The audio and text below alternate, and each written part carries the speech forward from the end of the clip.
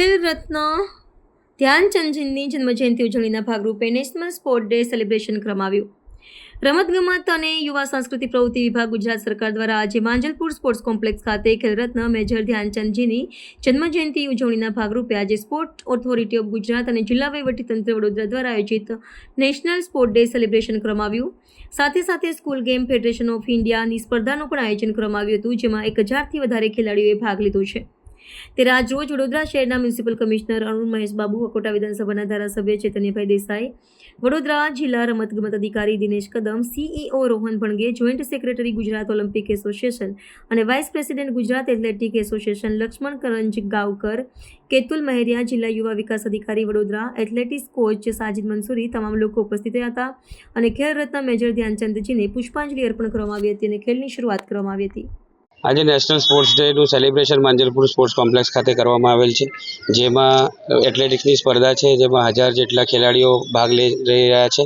આ કાર્યક્રમના ઉદ્ઘાટન સમારંભમાં માનનીય મ્યુનિસિપલ કમિશનર શ્રી અને માન્ય ધારાસભ્ય શ્રી ચૈતન્યભાઈ દેસાઈ અને તમામ જિલ્લાના અધિકારીઓ, કોર્પોરેશનના અધિકારીઓ, કોચીશ્રીઓ હાજર રહી ખેલાડીઓનું પ્રોત્સાહન વધારવામાં આવેલ હતું. આજે જિલ્લા વહીવટીતંત્ર દ્વારા આયોજિત જે નેશનલ સ્પોર્ટ્સ ડે છે, ઓગસ્ટ 29 થી 31 સુધી ભારત સરકાર અને રાજ્ય સરકારની માર્ગદર્શન હેઠળ અહીંયા કાર્યક્રમ આયોજન કરવામાં આવ્યું છે માંજલપુર સ્પોર્ટ્સ કોમ્પ્લેક્સમાં.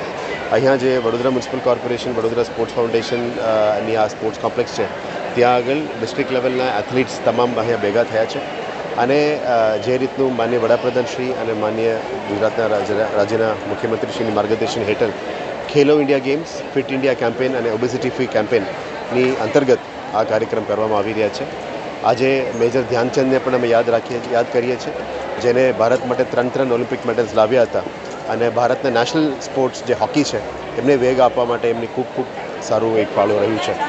મેજર ધ્યાનચંદને આજ યાદ રાખતા તમામને 1 घंटा खेल के मैदान में જે ભારત સરકારના સ્પોર્ટ્સ મિનિસ્ટ્રી દ્વારા જે મોટોને વેગ આપવામાં આવી રહ્યા છે, એ અંતર્ગત તમામ બાળકો, વાલીઓ બધાને 1 કલાક માટે કોઈ પણ સ્પોર્ટ્સ એડોપ્ટ કરવું જોઈએ.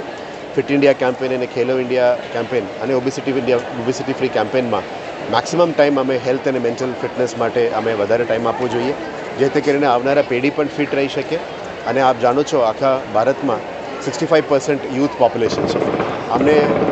અમે સારી રીતે પ્રોડક્ટિવલી યુઝ કરીએ એટલે જે વિકસિત ગુજરાત અને વિકસિત ભારતની જે કલ્પના છે એ પણ સારી રીતે સાકાર થઈ શકે. આવનારા દિવસોમાં આપ જાણો છો, ગુજરાત ઓલિમ્પિક ગેમ્સની પણ તૈયારીઓ કરી રહ્યા છે, કોમનવેલ્થ ગેમ્સની તૈયારીઓ કરી રહ્યા છે અને world fire and sports police ગેમ્સની પણ તૈયારીઓ કરી રહ્યા છે. એને વેગ આપતા વડોદરાના પણ એક ફીડર કાર્ડર ઇન્ફ્રાસ્ટ્રક્ચર અમે તૈયાર કરી રહ્યા છે.